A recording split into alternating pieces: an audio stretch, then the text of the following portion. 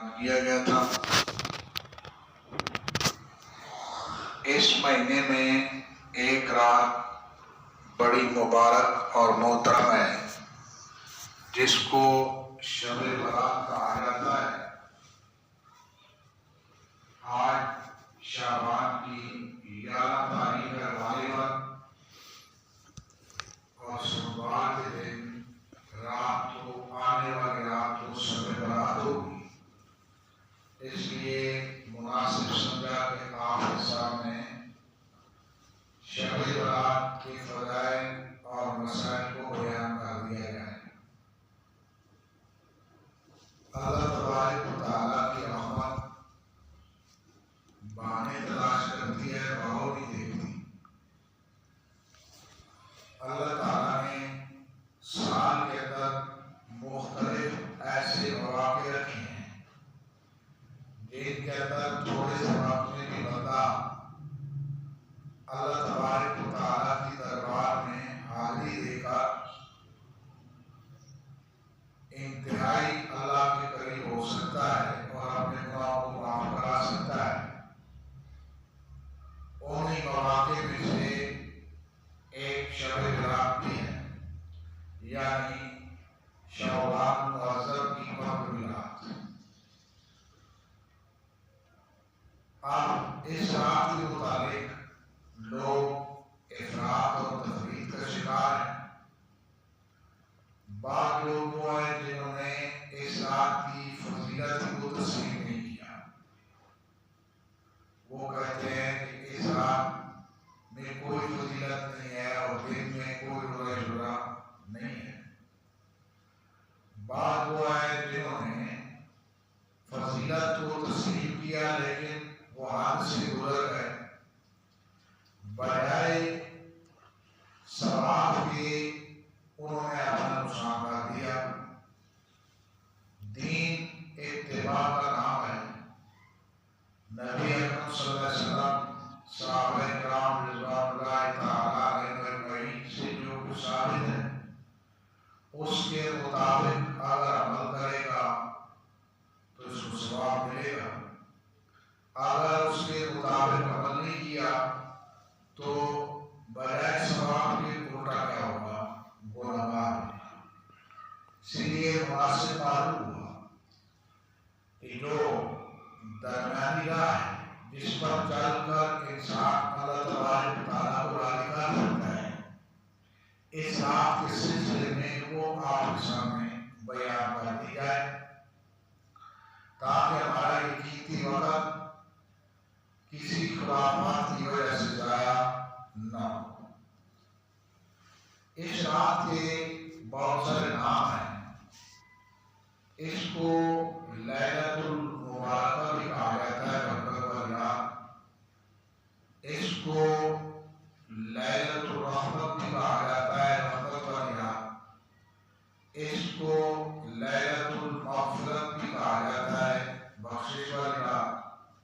لیلۃ العتق، آزادی والی رات کے ساتھ اللہ تعالیٰ بہت سارے لوگوں کو جہنم کی آگ سے آزاد کرتے ہیں، اور اس کا نام لیلۃ البراءت بھی ہے۔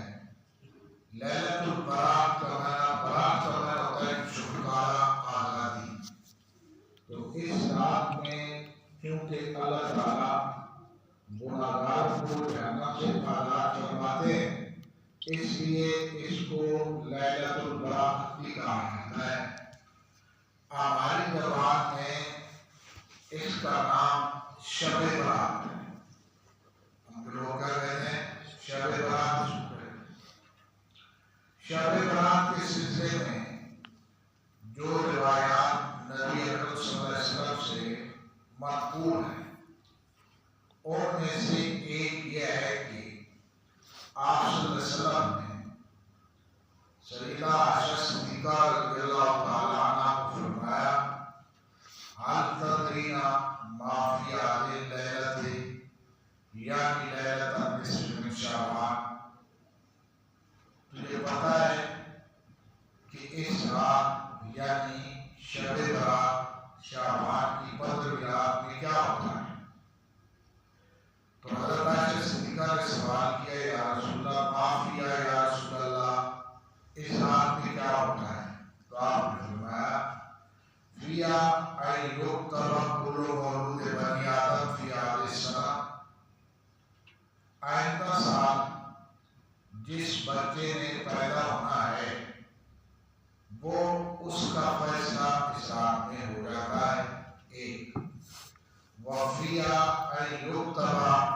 کل حالک من بنی آدم فی هذه السنہ، آئندہ سال کے اندر جس نے مرنا ہے اس کا فیصلہ بھی اس رات کے اندر ہو جاتا ہے۔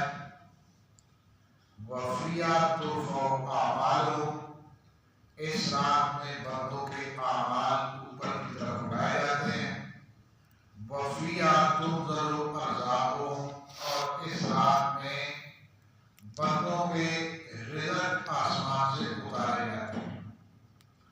یہ چار باتیں اس رات میں، یعنی ایک ایک آئندہ سال جس نے پیدا ہونا ہے اس رات میں اس کا فیصلہ ہو جائے گا کہ فلاں فلاں بچے نے آئندہ سال فلاں وقت میں کیا ہے پیدا ہونا ہے۔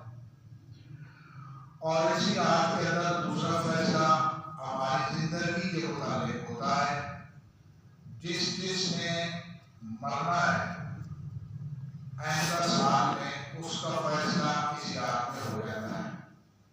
بات سمجھنا، ان کے نام رجسٹروں میں درج ہو جاتے ہیں، زمین پر تو وہ پھر رہا ہوتا ہے، شادیاں لگی ہوتی ہیں، خوشی منا رہا ہوتا ہے، لیکن اوپر والوں کے کاروبار میں وہ ہوتا کیا ہوتا ہے، شمار ہوتا ہے۔ اب ظاہر ہے ہمارے بارے میں فیصلہ پیدائش کرتی ہوگا، ہم پیدا تو ہو چکے ہیں، ہمارے بارے میں جو فیصلہ ہوگا وہ ہمارے مرنے کا ہوگا، یہ آئندہ سال مرے گا یا نہیں مرے گا۔ اب دیکھو کتنے لوگ تھے جو پچھلے سال شعبان میں ہمارے ساتھ تھے اور اس سال میں ان کے اپنے ارادے بڑھے اور ان کا کر دیا ہے، دفن کر دیا ہے۔ تو کیا پتہ ہے کہ اس رات میں ہماری موت کا فیصلہ ہونے والا ہو، تو ہمیں اس رات میں یہی سمجھ کر کہ شاید اس رات میں میری موت کا فیصلہ ہونے والا ہے، اللہ کے حضور میں اپنے گناہوں کیا کرنی چاہیے، معافی مانگنی چاہیے، رات کو عبادت کرنی چاہیے اور اللہ سے اپنے گناہوں کی معافی مانگنی چاہیے۔ دوسری بات، تیسری، کہ اعمال پیش ہوتے ہیں اس رات میں، اور اسی رات میں رزق کا اظہار ہوتا ہے۔ اسی رات میں رزق کا اظہار ہوتا ہے کہ آئندہ سال میں اس کو کتنا دیا جائے گا۔ ایک تو رزق کا اظہار وہ ہے نا جو بندہ ماں کے پیٹ میں تھا تو فرشتے سے اس کا رزق، اس کی زندگی، وہ نیک بخت ہوگا یا بدبخت ہوگا، یہ تو پیٹ کے اندر ہی تھا تو لکھا گیا۔ ایک سال رات میں آئندہ سال وہ جو رزق لکھا ہوا ہے اس میں سے اس کو آئندہ سال کتنا ملے گا اس کا فیصلہ اس رات کے اندر کیا ہوتا ہے۔ آپ یہ سمجھیں کہ اللہ تعالیٰ نے پوری کائنات کے پیدا ہونے سے پہلے ایک اندازہ لگایا، بات سن رہے ہیں بندوں کا، کتنا انہوں نے زندگی گزارنی ہے، کتنا رزق، کتنا کسی نے تکالیف برداشت کرنی ہے، کتنا گزار اور سرور میں رہنا۔ اس کو کہتے ہیں تقدیر ازلی۔ بات سن رہے ہیں۔ اب پھر اس اندازے کو اللہ تبارک و تعالیٰ نے لوح محفوظ پر لکھا دیا۔ اب یہ رات جو ہوتی ہے تو اس لوح محفوظ سے آئندہ سال میں ہونے والے امور کی نقلیں رجسٹروں میں اتاری جاتی ہیں۔ آئندہ سال میں کیا کچھ ہوگا وہ فرشتے لوح محفوظ سے دیکھ کر فرشتوں میں اس کو رجسٹروں میں اس کو منتقل کرتے ہیں۔ اور جو لیلۃ القدر کی رات ہوتی ہے جو رمضان المبارک میں آتی ہے اس رات میں وہ رجسٹر متعلقہ فرشتوں کے حوالے کر دیتے ہیں۔ مثلاً موت کا رجسٹر اسرائیل علیہ السلام کے ضرور کیا جاتا ہے، بات سمجھ رہے ہیں۔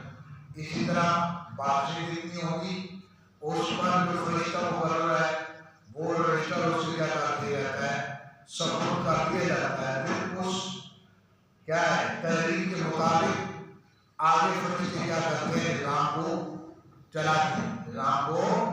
چلاتے ہیں. تو اس رات رزق کا بھی فیصلہ ہو رہا ہے کہ ہمیں آئندہ سال میں کتنا کیا ہوگا ملے گا. تو ہم اٹھیں گے اللہ سے مانگیں کہ یا اللہ ہمارا زیادہ ہی کیا کر دے، طے کر دے تو اپنے فضل و کرم سے. حضرت عائشہ صدیقہ سے روایت ہے کہ فقط تو رسول اللہ صلی اللہ علیہ وسلم لیلۃ، ایک رات میں نے نبی اکرم صلی اللہ علیہ وسلم کو اپنے بستر پر کیا. تو میرا یہ خیال ہوا کہ شاید آپ صلی اللہ علیہ وسلم کیا ہے ازواج مطہرات میں سے کسی اور کے پاس گئے ہوں گے. تو میں اٹھ کر آئی تو میں نے دیکھا کہ آپ بقیع میں تھے، جو مدینہ منورہ کا قبرستان ہے، آپ اس میں تھے. تو آپ نے فرمایا سو کر کہ ان اللہ ینظر عز و جل ینظر لیلۃ النصف من شعبان، شعبان کی 15 رات کو اللہ تبارک و تعالیٰ اپنے شان کے مطابق آسمان دنیا پر نزول فرماتے ہیں. فَيَغْفِرُ لِأَقْصَىٰ مِنْ عَدَدِ شَهْرِ قَلْبِ. عرب کے اندر ایک مشہور قبیلہ گزرا ہے، قبیلہ کلب. پورے عرب میں اس قبیلے کی بکریاں زیادہ تھیں، ہزاروں کی تعداد میں کیا تھی؟ بکریاں تھیں. تو آپ نے فرمایا قبیلہ کلب کی بکریوں کے جسم پر جو بال ہے نا، اس رات کو اللہ تبارک و تعالیٰ ان بالوں سے بھی زیادہ بندوں کی مغفرت فرماتے ہیں. تو اللہ تبارک و تعالیٰ کے نزول کا آسمان دنیا پر مطلب یہ ہے کہ اللہ تبارک و تعالیٰ اپنی خصوصی تجلی آسمان دنیا پر نازل فرماتے ہیں. اور تجلی فرما کر کتنے لوگوں کی بخشش ہوتی ہے؟ تو آپ نے فرمایا قبیلہ کلب جو ہے، جو بکریوں کے اندر عرب میں مشہور ہے، قبیلہ کلب کی بکریوں کے بدن پر جو بال ہیں، ان بالوں سے زیادہ لوگوں کی ساتھ میں اللہ تبارک و تعالیٰ مغفرت فرماتے ہیں. لیکن کچھ لوگ ایسے ہیں، حدیث میں آتا ہے کہ جن بدبختوں کی اس رات میں بھی بخشش نہیں ہوتی. اتنی عام بخشش ہو رہی ہے کہ قبیلہ کلب کی بکریوں کے بالوں سے زیادہ بندوں کی بخشش ہو رہی ہے. لیکن کچھ بدقسمت ایسے ہوتے ہیں کہ جن کی اس رات میں بھی بخشش نہیں ہوتی. احادیث کے مطالعے سے معلوم ہوتا ہے کہ 12 قسم کے لوگ ہیں ایسے جن کی اس رات میں بخشش نہیں ہوتی. 12 قسم کے لوگوں کی رات میں بخشش نہیں ہوتی. نمبر 1، مشرک کی بخشش نہیں ہوتی. مشرک کی بخشش نہیں ہوتی رات کے اندر. وہ تو اللہ تبارک و تعالیٰ کا فیصلہ ہے قرآن عظیم میں، ان اللہ لا یغفر ان یشرک به ویغفر ما دون ذلک لمن یشاء. اللہ شرک کو معاف نہیں کرتا. جو آدمی بغیر توبہ کیے شرک ساتھ لے کر چلا گیا تو اس کا جہنمی ہونا یقینی ہے. نمبر 2، مسافر. مسافر کیا ہے؟ کینہ پرور، دل میں کینہ رکھنے والا دوسرے کے بارے میں. بعضوں نے مسافر کا معنی بدعتی کیا ہے اور بعضوں نے مسافر کا معنی کینہ ہوا. دونوں ہو سکتے ہیں. بدعتی کی بخشش نہیں ہوتی اس وجہ سے کہ بدعتی جو کام کر رہا ہے اس کو نیکی سمجھ رہا ہے، اس کو تو توبہ کی توفیق ہی نہیں ہوتی. حدیث میں ہے ان اللہ وجب التوبۃ عن صاحب البدعۃ. اللہ تعالیٰ نے توبہ اور بدعتی کے درمیان پردے کر دیے. بدعتی کو توبہ کی توفیق نہیں ہوتی. زانی کو ہو جاتی ہے، شرابی کو ہو جاتی ہے، قاتل کو ہو جاتی ہے، لیکن بدعتی کو توبہ کی توفیق نہیں ہوتی. کیا توبہ ہوتی ہے گناہ سے. یہ اپنے فعل کو گناہ سمجھ نہیں رہا ہے، نیکی سمجھ رہا ہے، تو توبہ کیسے کرے گا؟ تو ایک مسافر یعنی بدعتی یا دل میں کینہ رکھنے والے کی بخشش بھی رات نہیں ہوتی. نمبر 3، قاطع رحم. برادریوں کو توڑنے والا، برادریوں کو توڑنے والا، چھوٹی چھوٹی بات کے اوپر برادری کا ہوگی ختم ہو گئی. یہ ہمارے بیٹے کے ولیمے میں نہیں آیا برادری ختم، ہمارے بیٹے کا ختنہ تھا یہ نہیں آیا برادری ختم، ہم نے ختم نہیں کرایا تھا یہ نہیں آیا برادری ختم. تو یہ برادری رشتہ داری اللہ تبارک و تعالیٰ کی نعمت ہے، اس کو ختم نہیں کرنا چاہیے، اس کو ختم نہیں کرنا چاہیے. تو جو آدمی برادریوں کو توڑتا ہے اس رات یعنی شب برات میں اس کی مغفرت نہیں ہوتی. نمبر 4 مسبل ازار، وہ آدمی جو اپنی سلوار ٹخنوں سے نیچے کرتا ہے، ٹخنوں سے نیچے کرتا ہے. یہ ٹخنے مرد کے لباس کی حد جو ہے وہ یہ ہے کہ اس کی سلوار ٹخنوں سے اوپر، اور عورت کا یہ ہے کہ اس کے ٹخنے چھپے ہوئے. شریعت نے جو لباس کی حد بتائی ہے وہ یہ ہے کہ مرد کی یہ ٹخنے جن کو ہم گڈے کہتے ہیں یہ ننگے ہوں، اور عورت کی یہ کیا ہے چھپے ہوئے ہوں. اب صورت حال الٹ ہے، عورتوں نے ننگے کرتی ہیں اور مردوں نے کیا کرتی ہیں چھپا دی. بات سمجھ. ویسے بھی بعض نوجوانوں کو تبدیل جنس کا شوق ہوتا ہے کہ آپ اس جنس میں چلے جائیں زیادہ بہتر ہے. بات سمجھ آئی. تو خدا نے جب مرد پیدا کیا ہے تو لباس مردوں والا پہننا چاہیے نا، عورتوں والا کیوں پہنے؟ بات سمجھ آئی. اگر راستے میں وہ جا رہا ہو تو پھر اگر اس کو بیگم صاحب کہہ دے تو پھر غصہ نہیں ہونا چاہیے. لباس جو نے دیکھ بات والا کیا ہے پہنا ہوا ہے. تو بہرحال جو سلوار ٹخنوں سے نیچے لے جائے شب برات کے اندر اس کی مغفرت نہیں ہوتی. ولا الہ کے والدین، ماں باپ کا نافرمان، جو ماں باپ کا نافرمان ہے اس رات وہ بھی اللہ تبارک و تعالیٰ کی رحمت سے کیا ہوتا ہے معلوم ہے. یہ تھوڑی بات نہیں ہے، ماں باپ کی کیا ہے نافرمان. اللہ تبارک و تعالیٰ نے قرآن عظیم کے اندر اپنی عبادت کے ساتھ ماں باپ کے ساتھ احسان و سلوک کرنے کو ذکر کیا ہے. وَقَضَىٰ رَبُّكَ أَلَّا تَعْبُدُوا إِلَّا إِيَّاهُ وَبِالْوَالِدَيْنِ إِحْسَانًا، میری عبادت کرو اور اپنے ماں باپ کے ساتھ اچھا سلوک کرو. وَلَا إِلَىٰ مُدْمِنِ خَمْرٍ، اس رات شراب پینے والا جو ہے اس کی مغفرت نہیں ہوتی.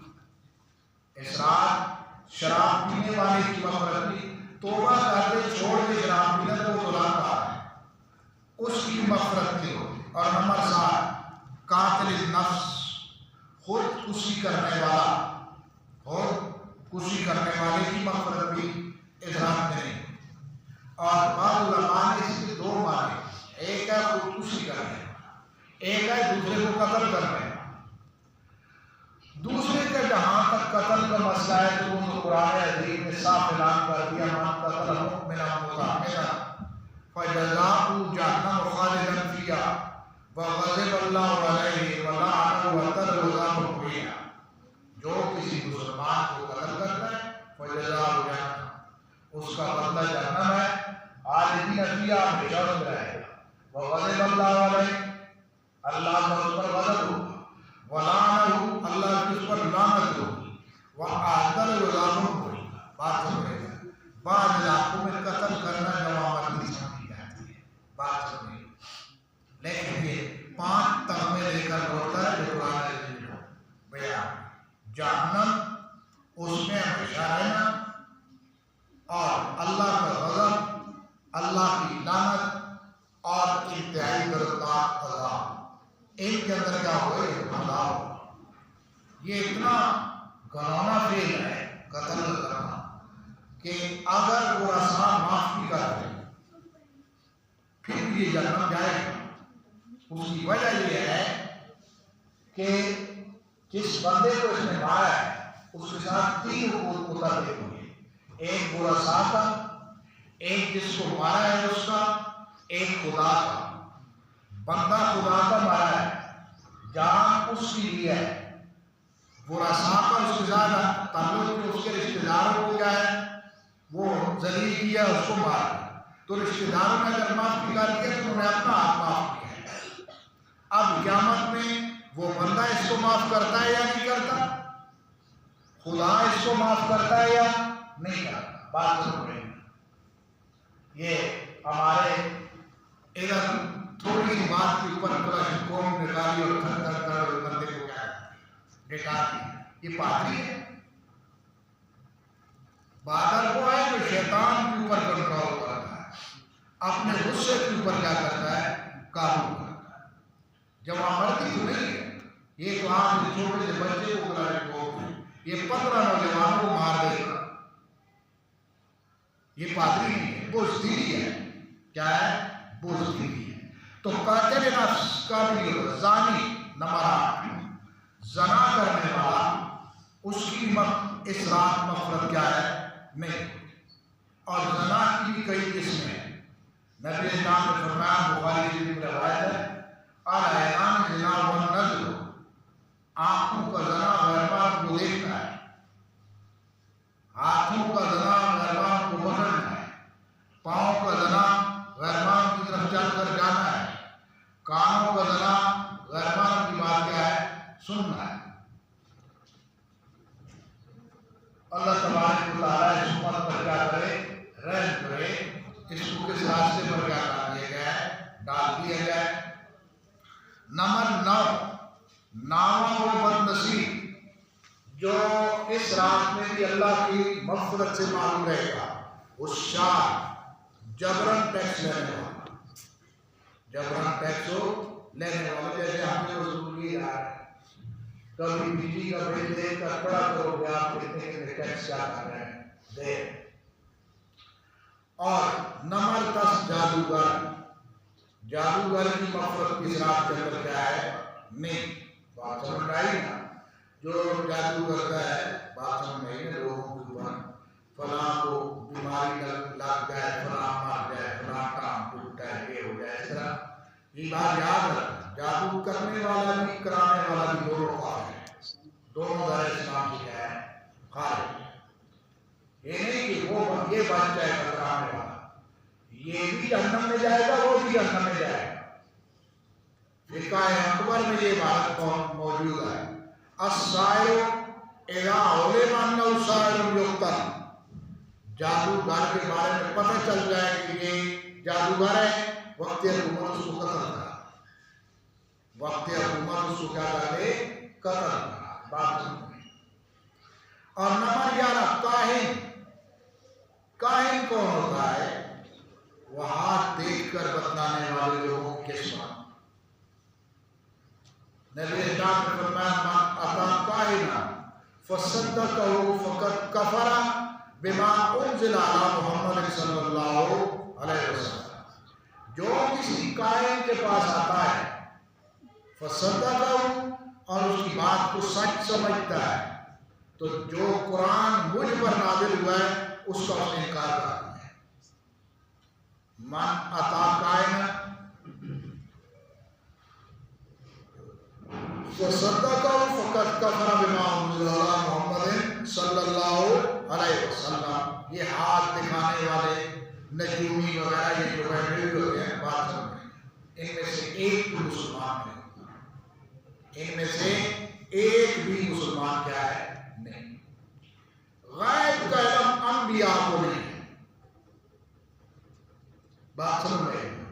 1,24,000 کموں پہ انبیاء علیہ السلام کے بارے میں کہیں نہیں ہے کہ کسی نبی نے کہا ہو کہ میں آئندہ کی خبر دے سکتا۔ نبی اکرم صلی اللہ علیہ وسلم ایک مرتبہ تشریف فرما تھی، محلے کی چھوٹی چھوٹی بچیاں شعر پڑھ رہی تھی۔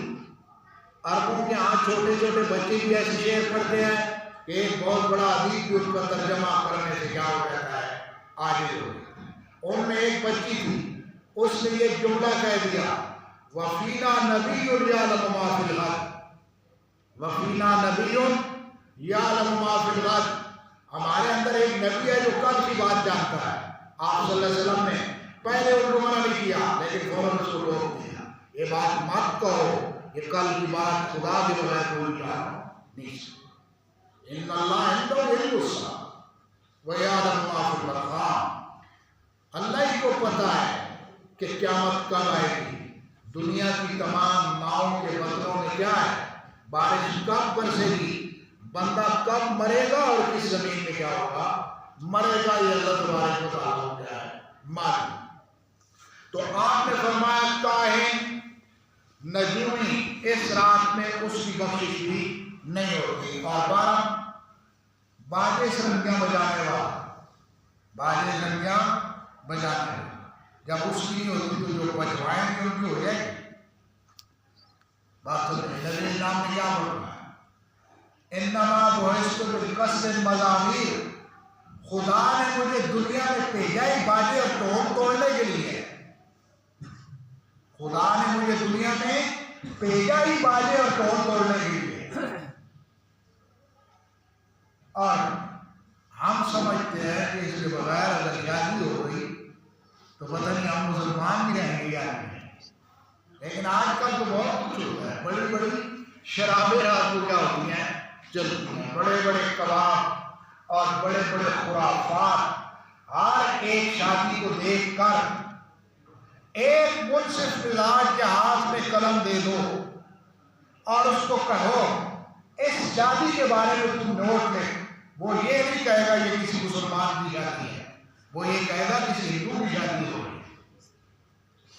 مجھے 1400 سال کی تاریخ میں ایک باحیا مسلمان ایسا بتا دے جس کی شادی اس طرح کی ہوئی، اس لیے میں نے کہا ہندوؤں کی تو ہیں ادھر رہ کر گئے، یہ شیر گانے کون مانتے تھے؟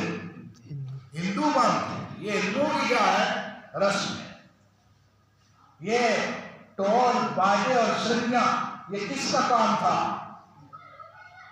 لیکن ان میں ایک غیرت تھی، میری بات پر ناراض نہ ہو، ان میں ایک غیرت تھی۔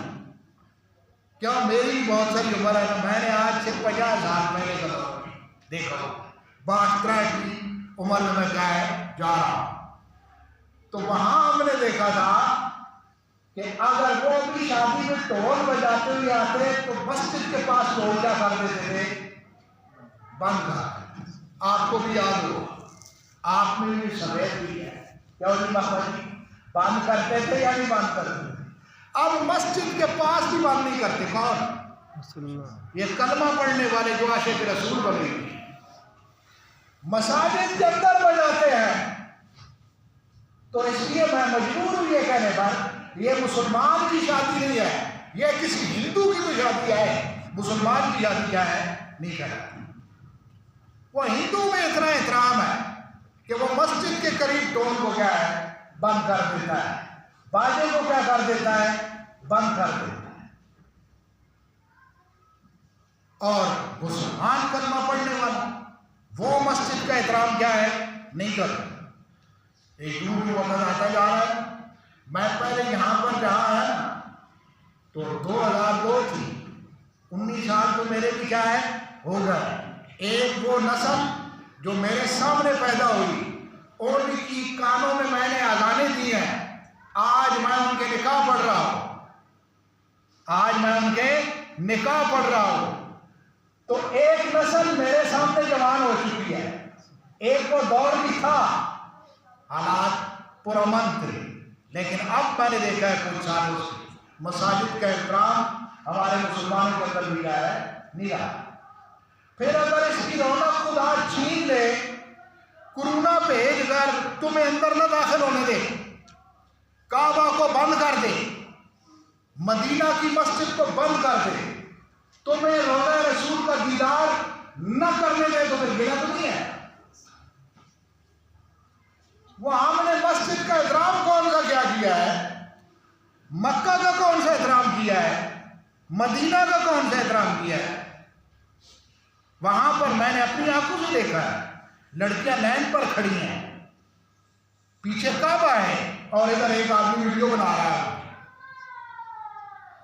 جب ہمارے اندر سے ان جگہوں کا احترام نکل گیا تو خدا نے پھر ایسی مصیبتیں بھیج دی جن کی وجہ سے یہ گھر ہم سے چھین لیے۔ اگر اس کو دروازہ بند ہوتا ہے، گیلا حکمران پر نہ کریں، اپنے اعمال پر کریں، اپنے اندر دیکھیں، یہ میری وجہ سے اللہ تبارک ساری دنیا کے مسلمانوں کو توبہ کرنی چاہیے کہ جن کا مقدس مقامات حرمین بھی جائے بند پڑے ہوئے. تو اصل بات میں نے کہا 12 آدمیوں کی مغفرت اس مقدس رات کے اندر بھی جائے نہیں. حضرت علی رضی اللہ تعالیٰ عنہ سے روایت ہے، فرماتے ہیں کہ نبی اسلام نے فرمایا اذا کانت لیلۃ النصف من شعبان، جب شعبان کی 15ویں رات ہو، فقوموا لیلہا وصوموا یومہا، رات کو قیام کرو یعنی اللہ کی عبادت کرو اور دن کو روزہ رکھو. دن کو کیا کرو؟ روزہ رکھو. کیا؟ فَإِنَّ اللَّهَ يَنْظُرُ فِيهَا لِغُرُوبِ الشَّمْسِ إِلَىٰ السَّمَاءِ الدُّنْيَا، اللہ تعالیٰ آسمان دنیا پر اپنی خصوصی تجلی فرما کر اعلان کرتے ہیں الا من مستغفر فاغفر لہ، کوئی بخشش طلب کرنے والا ہے کہ میں اس کو بخش دوں.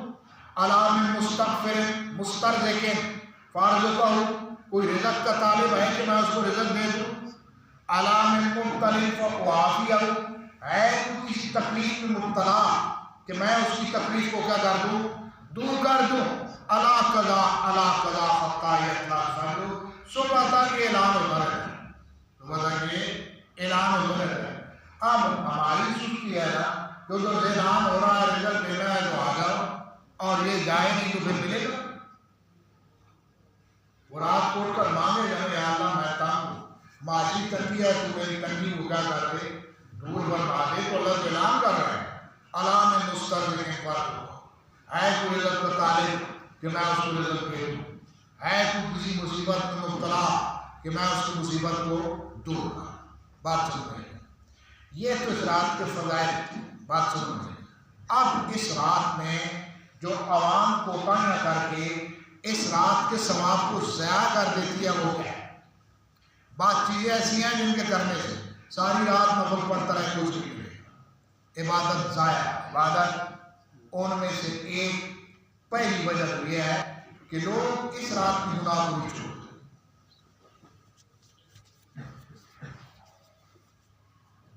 دیکھیں میں ایک عام سادی سی مثال بیان کرتا ہوں کہ ایک آدمی داڑھی بنا رہا ہے، وہ کبیرہ گناہ کا مرتکب ہے، کبیرہ گناہ کا مرتکب ہے.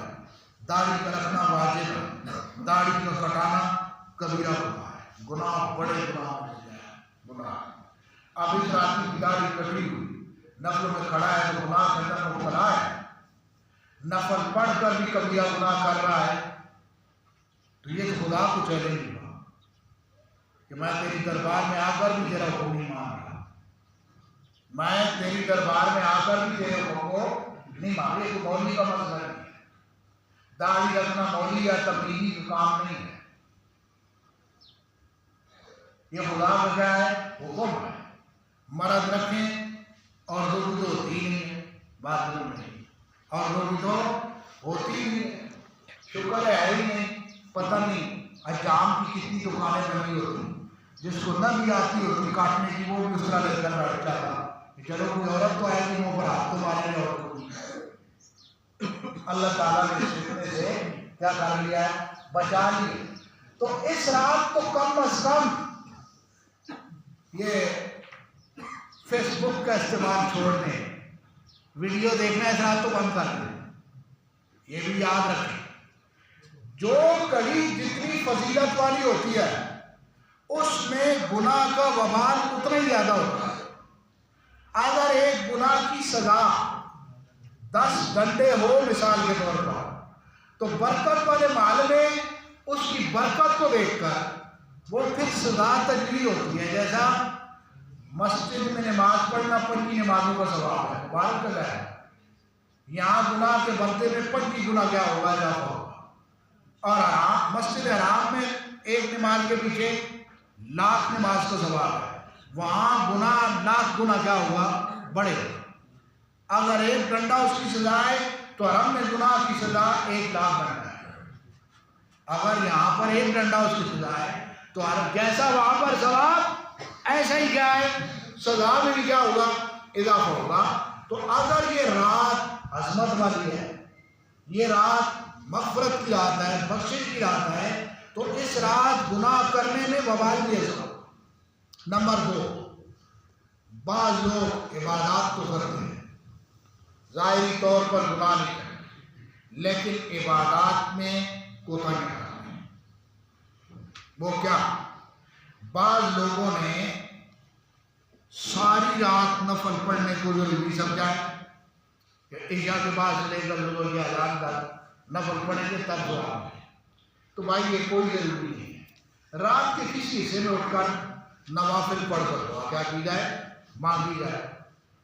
بعض لوگوں سے یہ بھی سنا گیا کہ وہ نفل کے اندر مخصوص صورتیں پڑھتے ہیں، فلاں صورت رات کو نفلوں کے اندر کیا کیا ہے؟ پڑھی جائے۔ شریعت میں ایسی کوئی چیز متعین نہیں ہے، یہ بندے کی اپنی طرف سے اضافہ ہے جو اس رات میں ثواب کو کیا کرے گا؟ ضائع کرے گا۔ بعض جگہوں پر نوافل کی جماعت کی جاتی ہے، یہ بھی سننے میں آیا ہے، اور خاص کر صلاۃ التسبیح کی کیا ہے؟ نماز۔ صلاۃ التسبیح کی کیا ہے؟ جماعت کیا کرائی جاتی ہے۔ یہ بات یاد رکھنا، نوافل کی جماعت مکروہ تحریمی ہے۔ نوافل کی جماعت مکروہ تحریمی اور حرام کے کیا ہے؟ کبیرہ ہے۔ تو حرام کا ارتکاب کرے گا تو ثواب ملے گا؟ یہ ثواب تو نہیں ملے گا نا۔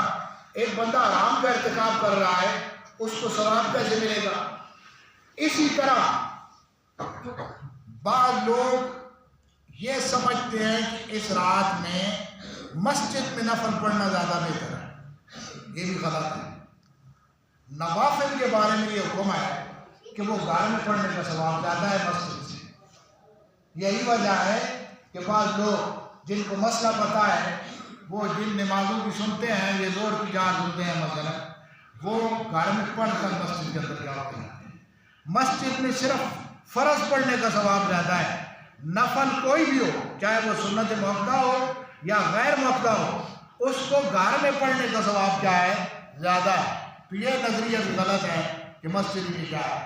بعض رات مساجد میں خصوصی طور پر پروگرام ہوتے ہیں، حلوے بنائے جاتے ہیں، کھیریں بنائی جاتی ہیں، یہ سب وہ چیزیں ہیں جو اس کی عبادت کے ثواب کو ضائع کریں۔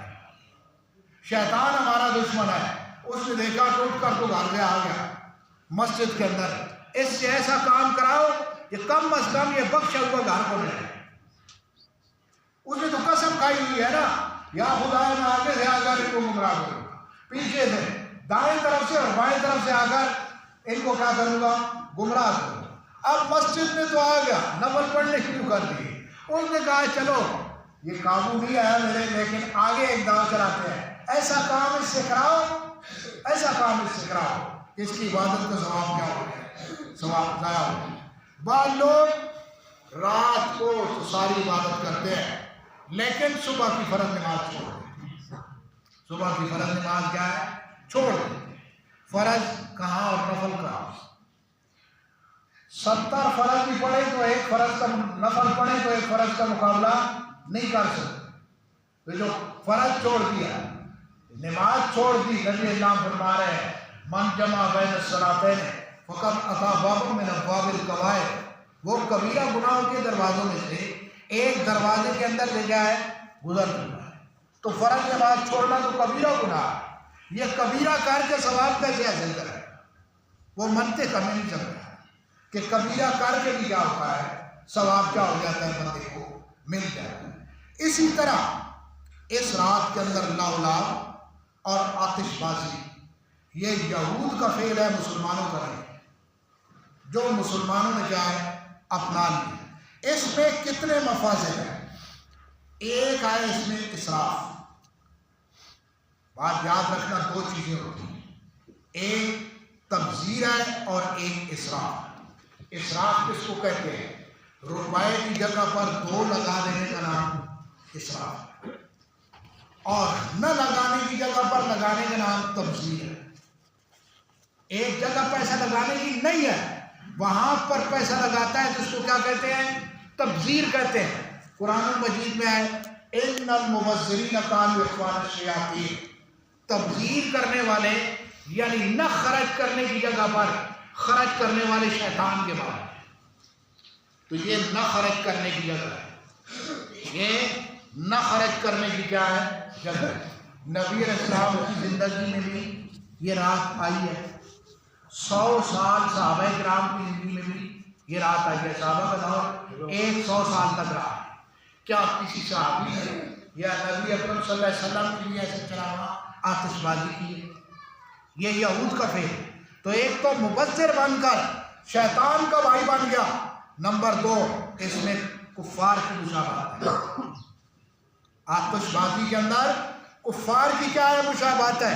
یہ کام کافر کرتے ہیں، اس مسلمان نے کیا کیا؟ اور حدیث میں آتا ہے من تشبہ بقوم فہو منہم، جو کسی قوم کی مشابہت کرتا ہے قیامت کے دن انہی سے کیا کیا جائے گا، اٹھایا جائے گا.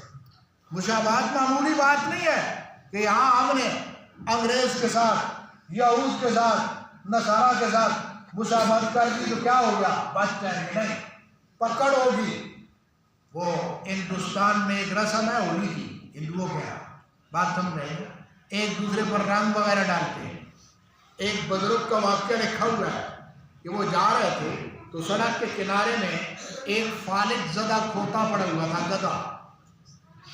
تو وہ پان کھا رہے تھے تو انہوں نے مذاق میں کہا کہ تیرے اوپر ہولی کا رنگ کسی نے نہیں ڈالا، چلو میں ڈالتا ہوں. تو اس نے پان کا پیک اس کے اوپر کیا کر دیا، ڈال دیا. اتفاق سے بزرگ کی وفات ہو گئی. کچھ دنوں کے بعد کسی نے خواب میں دیکھا، پوچھا حضرت آپ کے ساتھ کیا بنی؟ فرمایا اور کام تو ٹھیک ہو گیا ہے، اللہ تعالیٰ نے وہ گدھے پر جو تھوک ڈالا ہے اس نے گرفت کر لیے، پکڑ لیے. فرمایا تو نے ہندوؤں کی رسم میں مشابہت کیوں کی؟ ہندوؤں کی رسم میں مشابہت کیوں کی؟ تو یہ تو ہندوؤں کی رسم ہے، مسلمانوں کی رسم کہاں ہے آپ کے پاس؟ تو اس میں ایک اسراف ہو گیا، نمبر 2 کفار کی مشابہت، اور نمبر 3 تیسرا نقصان اس میں دوسرے مسلمانوں کو تکلیف دینا. تکلیف ہے یا نہیں؟ بیمار ہیں، سوئے ہیں، ان کی نیند خراب ہو رہی ہے یا نہیں؟ حدیث میں مسلمان کس کو کہا گیا ہے؟ حدیث میں مسلمان کس کو کہا گیا ہے؟ المسلم من سلم المسلمون من لسانه ویده. مسلمان وہ ہے جس کے زبان اور ہاتھ سے دوسرے کسی مسلمان کو تکلیف نہ ہو، یہ مسلمان ہے. یہ نبی علیہ السلام فرمایا المسلم من سلم المسلمون من لسانه ویده. مسلمان وہ ہے جس کے نہ ہاتھ سے دوسرے کو تکلیف پہنچے، نہ زبان سے دوسرے کو کیا ہو، تکلیف پہنچے. اور ہم آتش بازی کر کے سینکڑوں مسلمانوں کو تکلیف پہنچا رہے ہیں. یہ 3 مفاسد اس آتش بازی کے اندر ہے. اسی طرح اس رات کو چراغاں کرنا بھی بالکل حرام ہے، شریعت نہیں ہے، ہندوؤں کی کیا ہے، رسم. تو ان قواعد کے ساتھ ایسے کریں. اور اس کی میں ابتدا بتاؤں کس نے کی ہے یہ چراغاں اور آتش بازی کی. یحییٰ برمکی مجوسی گزرا ہے، آتش پرست.